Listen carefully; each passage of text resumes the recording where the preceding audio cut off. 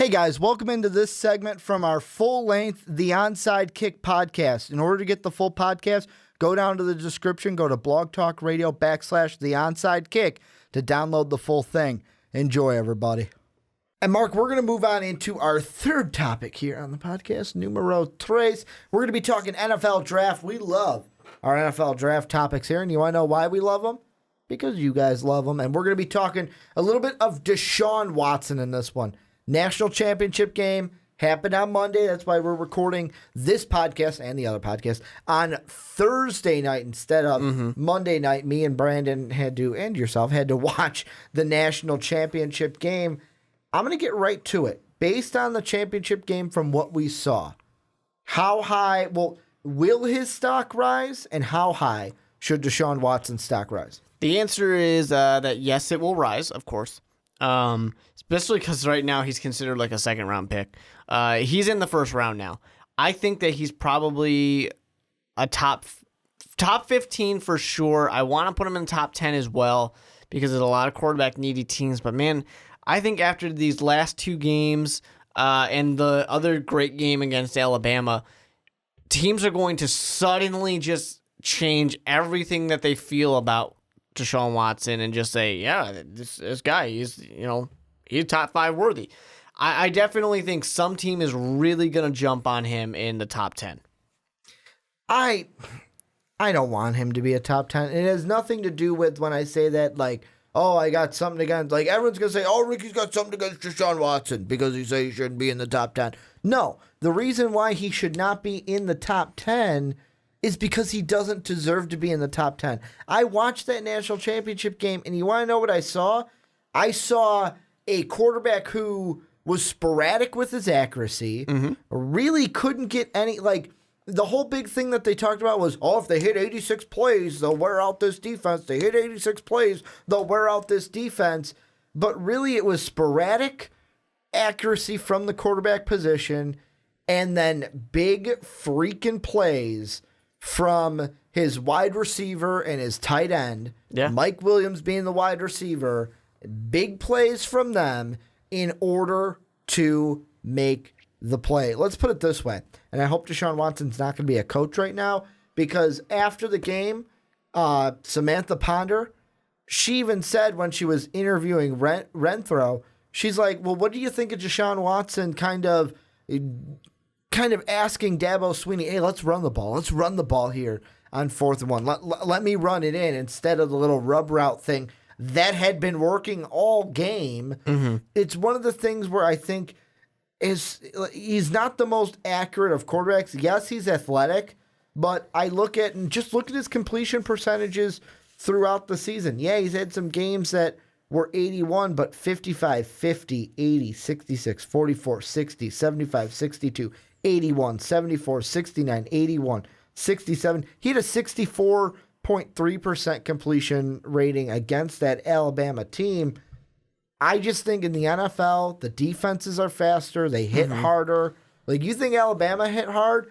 Defenses in the NFL are going to hit even harder, and they're going to be faster. And he was a guy who, in the big thing they were talking about in the beginning, the whole pretty much first half, essentially, was how he was rattled by Alabama. Which is funny because now everyone's like, oh, he put up his best games against Alabama. And it's like, yeah, but it took him a while to get there. He was having a rough time against them at first. Let's give that credit.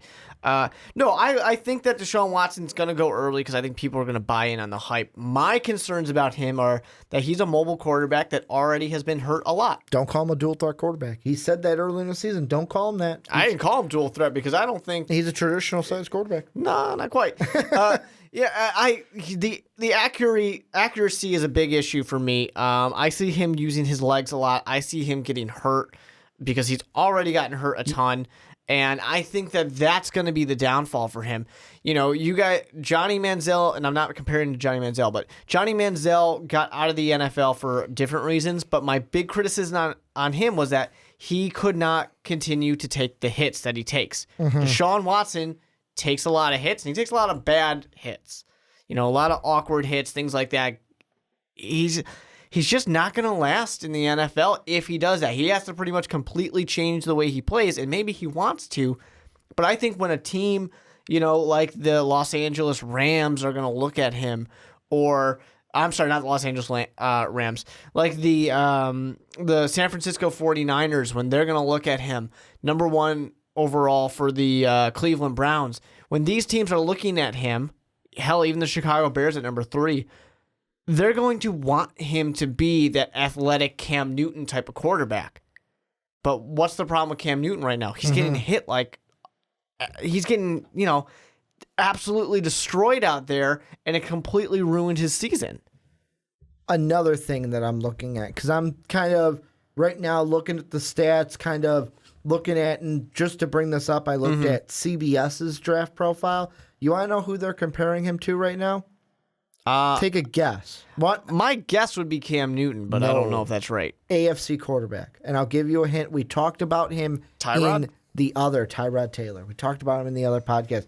Tyrod Taylor. And what they say exactly, and I quote, Watson is taller and slimmer than Taylor, but offers similar dual threat abilities as well as a history of proving doubters wrong. And I look at that and I go, okay, so he's going to be a guy who gets a big contract, but what did I say about Tyrod Taylor in the other podcast? Spoiler alert, I said that he's not going to win you a Super Bowl unless you have something around him.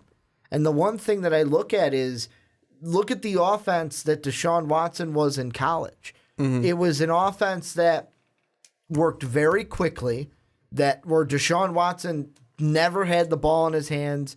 It got it out really quickly. Yeah. And it was a very simplistic offense. NFL offenses, they're a little bit more complex than that. And if I'm a defense, if I can make you hold the ball for a second longer than you're used to, I've already won. I've already thrown you off your rhythm, because the quarterback position is a very rhythmic position, especially when you get in rhythm with those throws. I've already thrown you off your rhythm.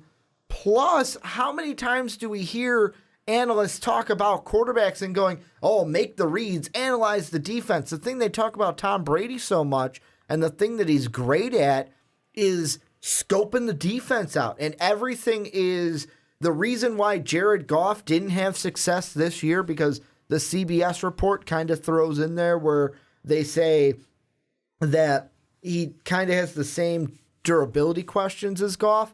Well, guess what? The reason that Goff didn't have so much success this year is because he couldn't make the pre-snap reads. I'm not sure that Deshaun Watson can make those same reads because he's not used to doing it in college. That offense worked so quick to where it's like, this is where we're going to go. This is what we're going to do. That rub route that was beating Alabama, he didn't have to read the defense beforehand and sit there and Omaha, and switch the play that he might have to do in the NFL. Yeah. And, I think a really good thing that he has going for him is his ability to extend plays. His ability to take things over on his own. He's got that.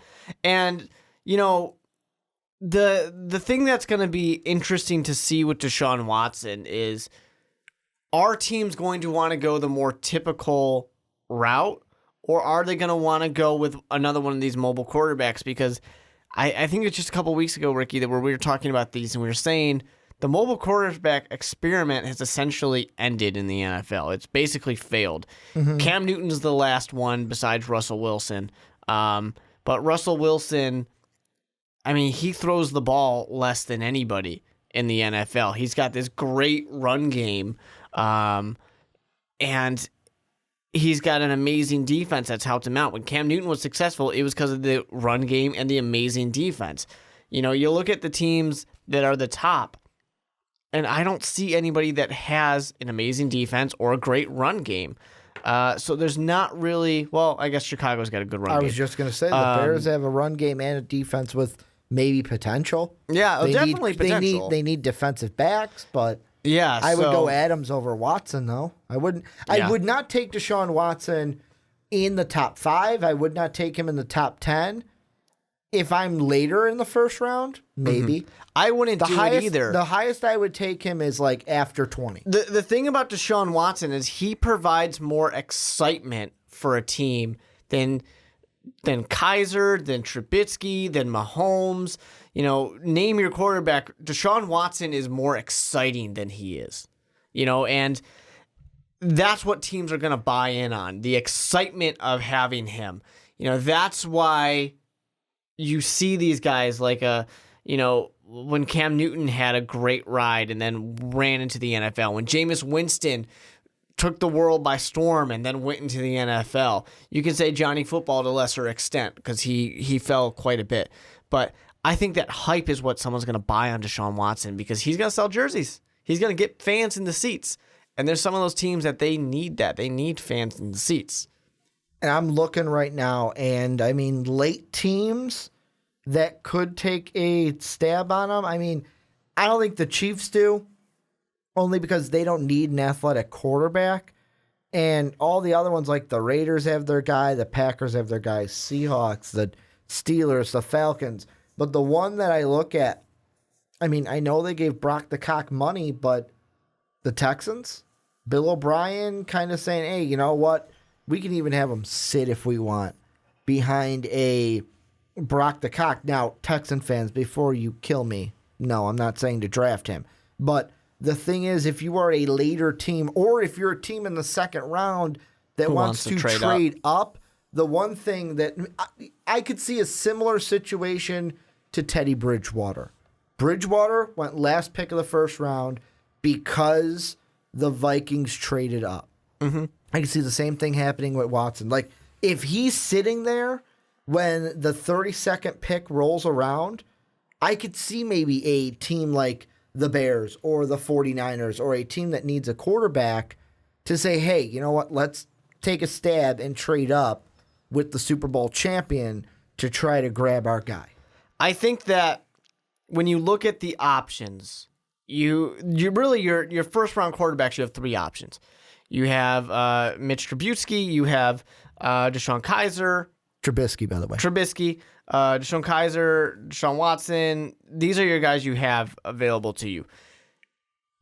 Who are you going to take? Because if you're an NFL team that needs a quarterback. Depends on which team I am. I think that when you look at these, and to be fair, in my mock draft, Deshaun Watson's not in it. And I will first round. And I will say this. I know it depends on what team you are, but if I'm the Bears and I'm the Browns, I don't need to. If I am the Bears, I am content with either Brian. Like, if I have to, I'm content with Brian Hoyer or Matt Barkley for a year. I agree with you. Mostly. Or if I'm the Browns, I'm fine with giving Cody Kessler a full year. I think Cody Kessler needs a full year because it's one of those things. He deserves it. It's one of those things like, ideally, are these teams going to win Super Bowls next year? No. And next year's quarterback class will be stronger. That's what everybody always says, though. And it's never usually true, except for Andrew Luck being the exception. They always say next year's quarterback class is going to be better, and then we have a year of footage, and it ruins things. Because Deshaun Watson was going to be number one overall this year. And now we're saying, is he even going to make it in the first round? And I'm using those two teams as the example. Those are the two where, if I'm the Bears or the Browns, I say, I'll test my luck next year. Now, if I'm the Niners, I need a quarterback. And I agree with you, but I think that these quarterback needy teams, they look at the draft, and when they're looking at these three top guys, Deshaun Watson, without a doubt, his flaws aside, because everyone's got flaws, he's the most exciting guy. He's the guy who I want to be the face of my franchise because I think he's got potential to be what Cam Newton was on that Super Bowl run. And that's the thing that's going to make me more excited than Kaiser will be, who's my number one quarterback in the draft from my mock draft. Really, it's one of these things where, I mean, I don't think any of these and when I say I don't like any of these quarterbacks right now, I mean I don't like them as a high pick because really, if you're going to take, it's the Jared Goff situation where if Jared Goff got taken number one, the expectation is he's going to start. Look at Carson Wentz taken 2. He started. So, I mean, if you're going to take a quarterback in the top 3, if you're the Browns, Niners, or Bears, expect them to start day one, which I think neither of these none of these quarterbacks are day one starters. None of them are day one starters to me, but I do agree. I like Kaiser the best. I like his potential more. Trubisky, it's one of those things where I know our biggest knock is his experience, but really he's a guy that looks he's too inconsistent to be that guy to be thrown out there. And Deshaun Watson, his accuracy concerns me, and it's one of those things where it's like, wait, you're an athletic quarterback, you're a dual threat quarterback, but you're gonna go out there and say, well, the dual threat's just a stereotype. Don't call me a dual threat quarterback. No, embrace what you are, because if you embrace what you are, then you can be good at it. Like, to me, I look at Deshaun Watson, and it's like, oh, you're going to be that guy that tries to be something he's not. And I think that he does want to be the pocket passer. I really think he does, but it's just in college football, if you're not, one of those few teams that plays the pro style offense, you can't be. It's all about the gimmicks. It's all about the spread. Look at Cam Newton, for example. When did he make his big push in the NFL? When he became more of a pocket passer. Am I saying Deshaun Watson can't be a pocket passer? No, but it's one of those things where, and I'm talking mentally up here, where he comes out and says that earlier in the season where, it's just a stereotype. Then he comes out and makes the comments of, well, yeah, I know I lost the Heisman, but I'm still the best player in college football. Just shut up and play. There are things there that I'm like, it seems like kid is too worried about what's going on outside the locker room, what's going on outside the walls of our football fraternity here. And NFL teams, they hone in on that. They hone in on, is this guy going to be here for us? Is he going to be in this locker room, or is his mind going to be somewhere else? Where I'm not saying Deshaun Watson's like a Johnny Manziel situation where it's going to be at the bottom of a bottle, but it could be in the, what are the press saying about me? What are they saying about me? Oh, this ain't right. That's not right. And it might be a situation of, is this kid going to be 100% focused on the football aspect? Yeah. I honestly think that, for me, injury is my biggest concern. That's what it comes down. That's for every mobile quarterback, but I mean, he's already got the history of it. And I'm going to look right now at the trade that the Vikings did make with the Seattle Seahawks, and what happened was the Vikings gave up a second, so with the 40th selection and the 108th, so it's second and a fourth to get Teddy at 32. I mean, if I'm a team, if Deshaun Watson's sitting there and he hasn't been taken by 32, I mean, if I'm a team that's sitting there at 40, I say, fuck it. Let's see if let's say it's the Patriots want. If the Patriots, why not? They love trading down. Yeah, they do. Take a second and a fourth. Here's a second and a fourth. Take Deshaun Watson. Yeah. Someone might do it. But this is where you guys come in. Let us know what you think about Deshaun Watson.